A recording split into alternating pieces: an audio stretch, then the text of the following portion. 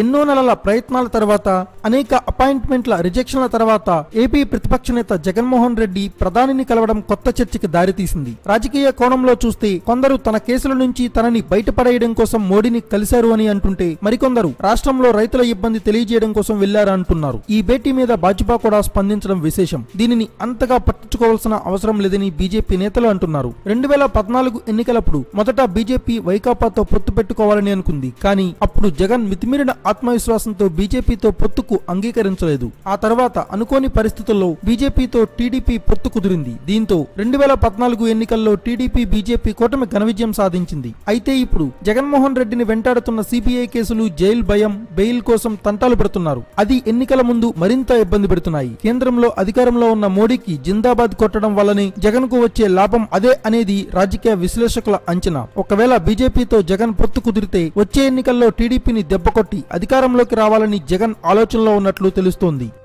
Thanks for watching. Please subscribe our channel.